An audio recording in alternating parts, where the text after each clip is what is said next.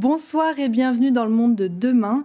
La gémologie, un domaine d'exception où s'entremêlent tradition et innovation, des techniques manuelles de sertissage complexes à la conception d'un bijou en simulation 3D, en passant par la production en série. C'est toute une chaîne de valeurs et de savoir-faire qui coopèrent pour servir le marché exigeant de la haute bijouterie et joaillerie, une industrie où la pénurie de talents se fait également de plus en plus ressentir.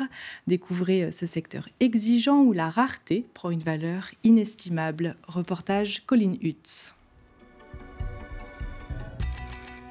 Quand on parle de haute horlogerie ou de joaillerie, le nom de Genève rayonne à l'international. Ces deux secteurs rassemblent à eux seuls une cinquantaine de spécialisations, dont les métiers liés à la gémologie. Dans la zone industrielle de Plan-les-Ouates, Diatec et Gemspel accompagnent les grandes marques de l'horlogerie et de la bijouterie dans le développement de certains produits.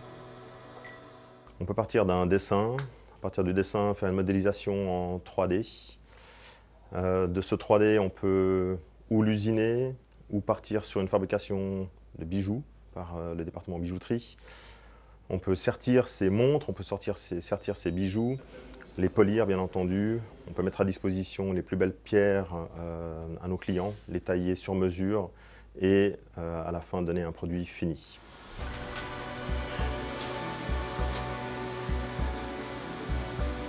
Dans la PME, technologie et tradition se côtoient et se complètent.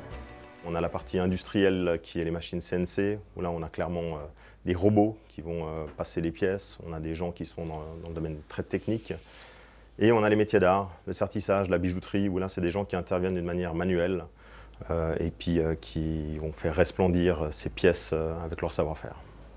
Avec une capacité mensuelle de 20 000 pierres, l'équipe des sertisseurs doit répondre à une demande toujours croissante dans le secteur. Les personnes formées dans les métiers de la gémologie sont de plus en plus recherchées. Les sertisseurs, évidemment, au premier point. Les bijoutiers joailliers, maintenant aussi. Ce n'était pas le cas il y a encore quelques années, mais là, depuis quelques temps, il y a une très très forte demande, ce qui fait que les gens qui sortent d'apprentissage trouvent pratiquement instantanément des places. C'est quelque chose qu'on n'avait plus vu. On a même des gens, des patrons qui viennent voir un peu qui sortent, qui sont les bons, qui sont ceux qu'on pourrait peut-être prendre chez nous, etc.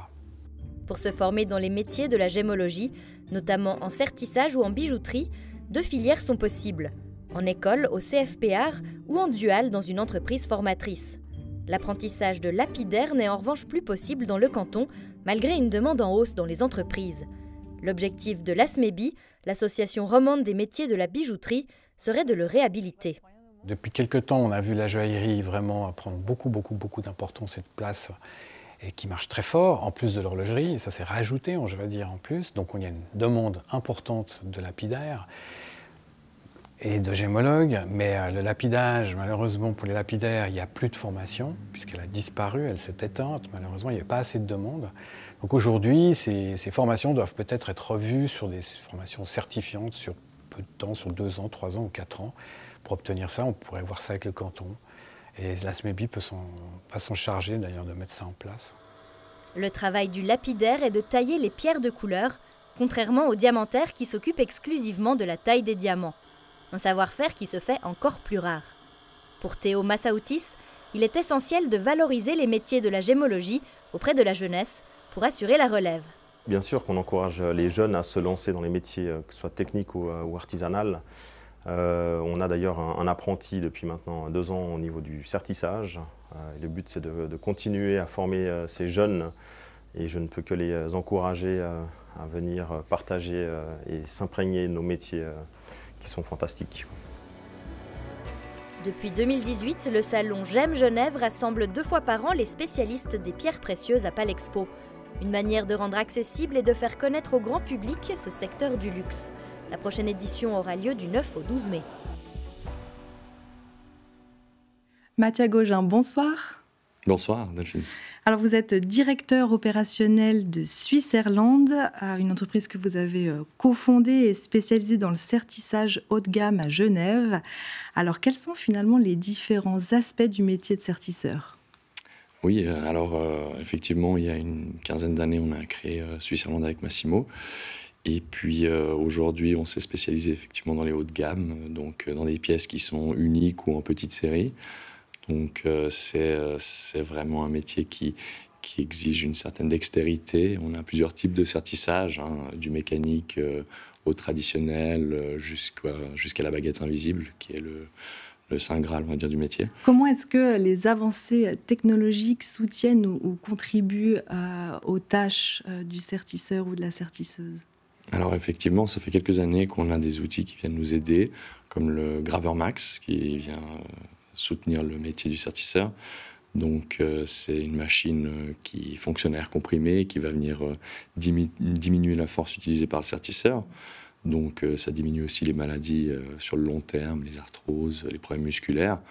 Donc on a ce genre d'évolution technologique qui permettent vraiment de venir aider le quotidien du sertisseur.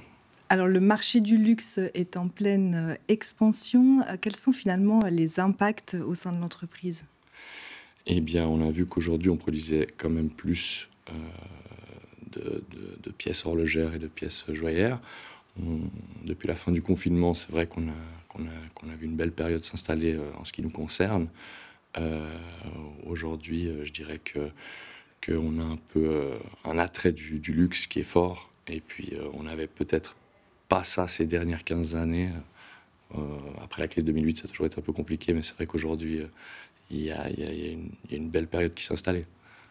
Alors le métier de sertisseur est un métier, je dirais, d'excellence. Est-ce que vous arrivez à recruter des talents au sein de l'entreprise ? C'est vrai que c'est un peu compliqué.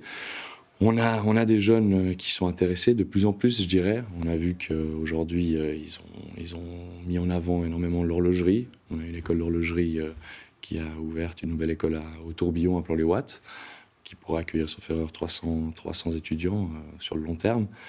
Donc on voit qu'il y a un attrait dans ce sens-là. Après, c'est vrai que dans le sertissage, dans ces métiers d'art, comme la bijouterie aussi, on a encore de grosses lacunes, on a du mal à trouver des étudiants. C'est ce qu'on essaye de promouvoir au maximum. Et puis c'est vrai qu'on a un réel besoin dans ce domaine. C'est un métier qui est assez méconnu du grand public et puis qui devrait être plus mis en avant pour la culture genevoise, je dirais, suisse. Combien de temps on met pour être un bon sertisseur ou sertisseuse? Oui, c'est vrai. Eh bien, on met... ça dépend des techniques. Donc, on a plusieurs techniques.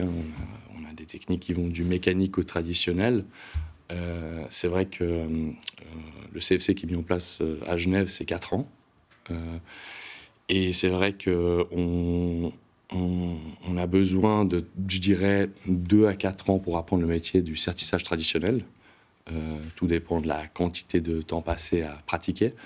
Et après, pour des sertissages plus simples comme le mécanique, on est souvent entre 1 et 3 mois.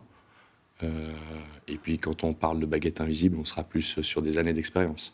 Il y a peu de jeunes diplômés chaque année en Suisse, vous l'avez dit juste avant. Qu'est-ce qu'on pourrait mettre en place pour encourager cette jeune génération à aller dans ces métiers d'excellence ? Je pense que c'est un peu le devoir de toutes les entreprises qui sont dans mon domaine. On doit promouvoir au maximum le métier. Comme je disais, c'est un métier qui n'est pas forcément comparé à l'horlogerie. Les métiers d'art sont un peu moins mis en valeur. Dans un premier temps, il faut vraiment essayer de s'activer sur tout ce qui est événement. On a fait un événement à Plan-les-Ouates, par exemple, autour du temps, où on a vraiment mis en avant tous ces métiers d'art qui sont un peu inconnus. Et donc, on a encouragé les jeunes à venir se former. On leur a expliqué comment fonctionnait le CFC. Dans un deuxième temps, je pense qu'aussi on a peu de gens qui se forment au CFC de bijoutier parce que c'est un CFC, donc les gens qui sont assez jeunes seront motivés à le faire, mais quand on est un peu moins jeune puis qu'on dépasse les 25-30 ans, on a un peu plus de mal à passer 4 ans en formation. Et puis je pense aussi qu'il y a une autre problématique à prendre en compte, c'est le coût qu'a l'employeur pour former un apprenti qui est très élevé.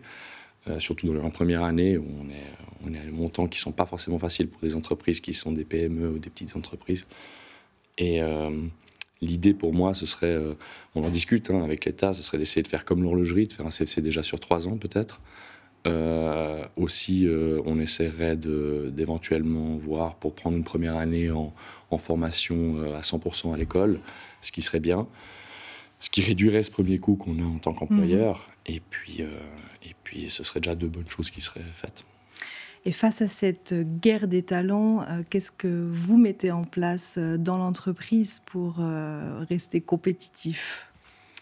Alors nous, je dois avouer qu'on a formé pas mal de gens en interne. On n'est pas forcément passé par la case CFC parce que c'est aussi compliqué d'avoir, pour tous les critères que je citais plus tôt. Mais on a mis en place donc une formation en interne où on a un savoir-faire de plus de 35 ans qui s'est transmis dans ma famille, qu'on a essayé de transmettre avec mon frère et puis mon associé Massimo et mon père aussi. Et ce savoir-faire, on l'a transmis avec notamment des connaissances en baguette invisible, qui est une chose qui est rare. La baguette invisible, ça ne s'apprend pas en CFC. C'est réellement un atout supplémentaire qu'on essaie d'avoir dans l'entreprise. Et on essaye de perdurer le savoir-faire et de ne pas le perdre. Donc je dirais que c'est un peu notre atout sur le marché. Après, évidemment, la qualité et puis la ponctualité, mais comme partout, je pense que mes collègues dans le même domaine essaient de faire de même. Donc la nouvelle génération est assurée de votre côté? Alors, on essaye, je peux pas le garantir, mais on essaye. Mathias Gaugin, merci infiniment. De rien, merci à vous aussi. Merci à vous de nous avoir suivis et on se retrouve tout prochainement sur L'Aimant Bleu.